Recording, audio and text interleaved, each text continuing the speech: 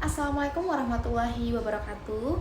Izin sebelumnya untuk Bapak Fakrofidin, SEMAK yang saya hormati. Di sini saya Hasmi Wirianti dengan NIM 5304221482 di Politeknik Negeri Bengkalis. Di sini saya akan mempresentasikan hasil kerja saya, manajemen resiko.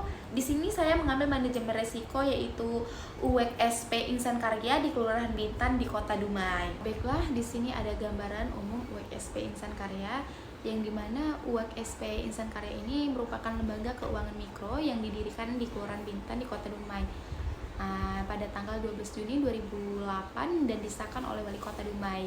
UEK-SP ini dibentuk bagian dari program pemberdayaan kelurahan di Provinsi Riau yang bertujuan untuk meningkatkan kesejahteraan masyarakat melalui penyedia layanan pinjaman modal usaha bagi pelaku usaha kecil, menengah, dan masyarakat berpenghasilan rendah di lingkungan kelurahan. Selain itu, UEK-SP ini memberikan fasilitas pinjaman yang berfungsi melakukan pembinaan kepada masyarakat agar lebih kreatif dan mandiri dalam berwirausaha. Di sini ada visi misi UEK-SP. Visinya itu membangun negeri membina masyarakat non-madani. Misinya itu yang pertama, menyediakan pinjaman untuk usaha kecil dan menengah. Yang kedua, melakukan pembinaan kepada masyarakat untuk lebih kreatif dan inovatif. Dan yang ketiga, menjadikan UEK-SP sebagai lembaga permodalan masyarakat. Dan yang keempat, menjadikan UEK-SP Insan Karya sebagai bank masyarakat.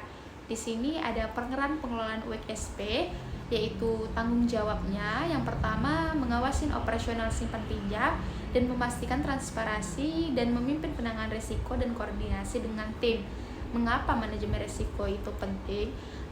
Karena mengidentifikasikan ancaman atau tunggakan keluhan dan peluang atau inovasi kemitraan dan mengurangi dampak operasional, keuangan, reputasi, dan kepatuhan, dan meningkatkan efisiensi simpan pinjam di Kelurahan Bintan, serta membangun kepercayaan masyarakat dalam keberlanjutan UEK-SP. Pada slide selanjutnya ada identifikasi resiko, yang dimana kode resikonya itu ada kode resiko strip 001 hingga kode resiko strip 010. Yang pertama, di mana tingginya tunggakan pinjaman dengan kategori resikonya operasional dengan level inherentnya itu 16 dan level residualnya itu 6, ya berarti sangat rendah. Dan pada kode risiko kedua itu tidak adanya penambahan modal dengan kategori resikonya itu keuangan dengan level inherentnya itu 15 dan level residualnya itu 4. Pada kode risiko ketiga itu daftar tunggakan pinjaman panjang dengan kategori risiko operasional dan level inherentnya itu 12 serta level residualnya itu 2. Di sini kita bisa lihat pada kode risiko 4, 5, 6 hingga 10. Yang dimana manajemen risiko itu berfungsi sebagai alat untuk mengidentifikasikan, menganalisis, mengevaluasi, dan merencanakan penanganan risiko yang dihadapi oleh UEK-SP. Dokumen ini mencakup daftar risiko yang relevan dengan operasional keuangan, kepatuhan, reputasi, dan strategi organisasi, serta mitigasi untuk mengurangi dampak dan profitabilitas pada risiko tersebut. Di sini ada analisis kelima why dan sasaran.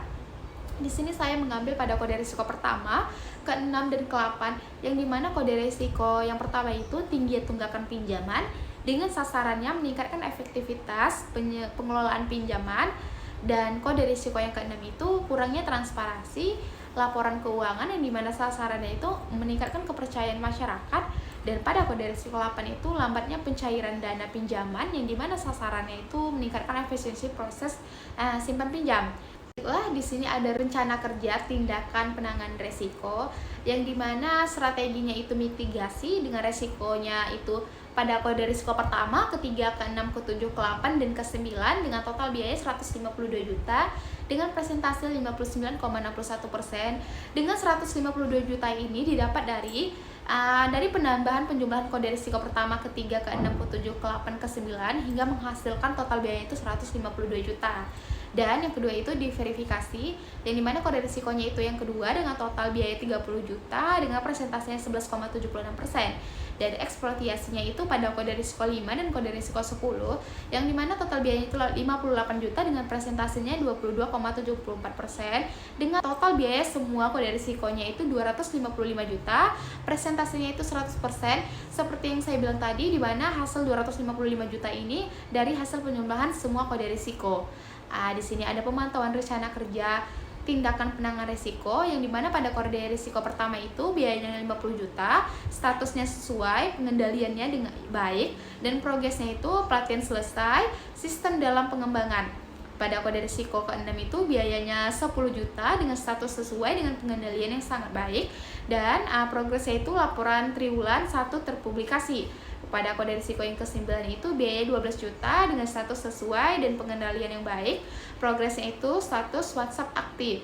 Di mana peran pengelola WXP ini yang pertama untuk memimpin monitoring rutin bulanan, yang kedua itu memastikan anggaran penanganan resiko terrealisasi tanpa variasi 100%, yang ketiga mengawasi efektivitas pengendalian resiko, yang keempat menyusun laporan pemantauan ke pengurus dan stakeholder setiap triwulan, yang kelima mengendalikan tindakan lanjut pada risiko yang masih berjalan. Semua rencana kerja penanganan risiko berjalan sesuai, tidak ada variasi biaya, 100% realisasi dari 255 juta. Pengendalian risiko dalam kategori baik, tindak lanjut masih berjalan. Pada semua kode risiko dipantau berkala. Dan pada slide selanjutnya ada matriks atau peta risiko, yang dimana zona merah ini, merah skor 15 hingga 25, resiko tinggi atau ekstrem, yang zona merah berwarna kuning muda itu 3 hingga 5, resiko rendah, kuning tua 6 hingga 12, resiko sedang, hijau 1 sampai 2, resiko sangat rendah. Dan di sini pada warna hijau terdapat tidak berpengaruh dan sangat jarang terjadi pada nomor 1, dan nomor 2 kurang berpengaruh pada sangat jarang terjadi. Baiklah, pada slide selanjutnya ada risk appetite dan toleransi, yang dimana tingkat resiko awal sebagian besar resiko berada di kategori ekstrem. Yang kedua, setelah mitigasi hampir semua resiko turun ke medium atau low risk. Khusus risk pada kode risiko 6, soal transparansi laporan keuangan, tetap di risk ini menunjukkan mitigasi belum sepenuhnya efektif, perlu langkah tambahan.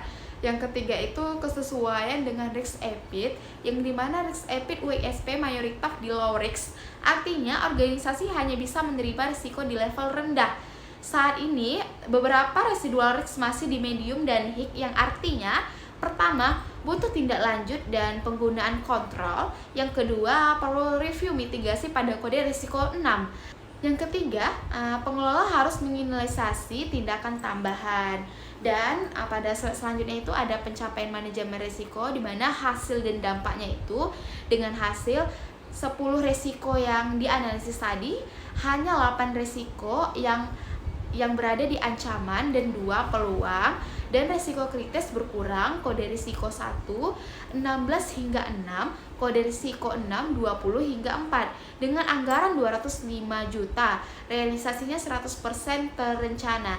Dengan dampaknya, efisiensi pinjaman peningkatan kode risiko 8 dan 3, yang kedua kepercayaan masyarakat terjaga dengan kode risiko 6 dan 9, yang ketiga kolaborasi dan inovasi diperluas pada kode risiko 10 dan 5.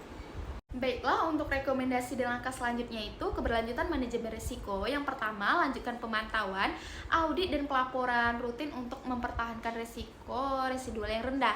Yang kedua, investasi digitalisasi, yang dimana perluas sistem untuk efisiensi pada kode risiko 8. Yang ketiga, perkuatkan kemitraan, dimana manfaatkan kode risiko 10 untuk pendanaan tambahan.